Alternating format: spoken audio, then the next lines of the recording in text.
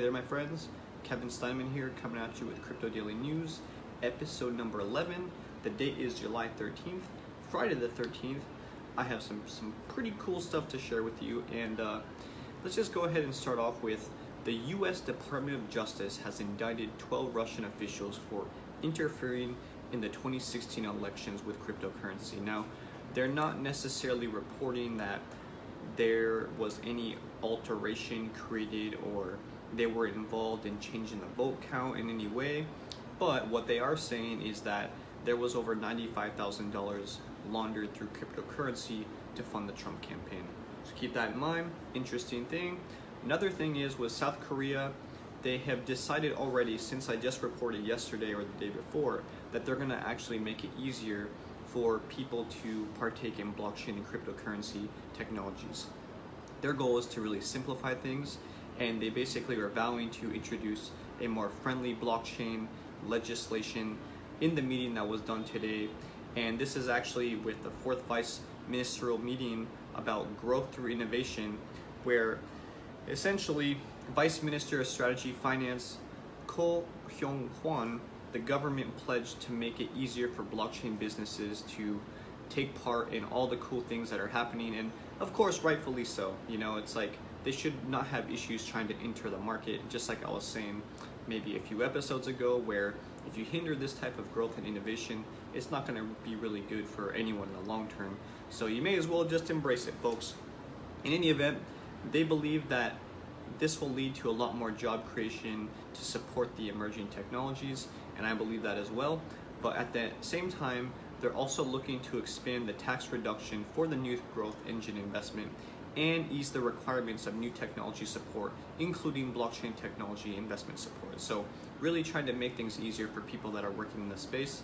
Another thing is, just like I reported a couple days ago, Malta is becoming a very popular destination for blockchain businesses to go and found their companies there for a variety of different reasons, but mainly because of the fact that they're more easy to work with in terms of the regulatory frameworks that they have and how laws are more transparent and things like that.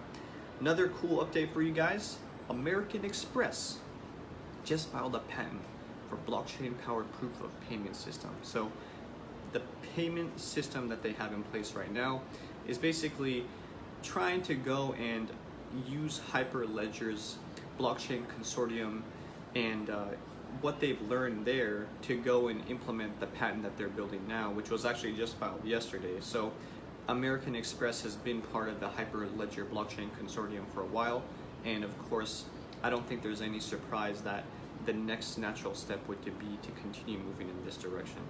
Another cool thing is Bloomberg billionaire Stephen Cohen backs a cryptocurrency blockchain hedge fund. It doesn't surprise me. A lot of money to be made with blockchain. If you don't believe me, go ask the CEO of Binance. Next thing, a new study says that 80% of ICOs conducted in 2017 were scams. That's super unfortunate, but I got some more interesting stats to share with you guys on that same subject. So, a recent study prepared by the advisory firm Status Group said that in addition to that, 70% of ICO funding by volume went to higher quality projects. So even though 80% of them were scams, the majority of funding still went to higher quality projects. But according to the same people here, Status Group, of the $11.9 billion of funding that was received in 2017, there was about 1.34 billion, which is 11% of funding that went to scams. The vast majority actually went to just a handful of companies, and I'll go ahead and name them: Pincoin, Arise Bank, SaveDroid. All those three companies respectively had 660 million, 600 million, and $50 million raised during their ICOs, which equal about $1.31 billion. So they represent the majority of the funds that went to scams, not necessarily a bunch of little companies that were scamming people. So what's interesting is that even though these things happened, what I think this year, what has already happened is pretty crazy, because according to some research conducted by cybersecurity company Carbon Black back in June, roughly $1.1 billion of digital currency has already been stolen in the first half of this year. So that to me is pretty crazy.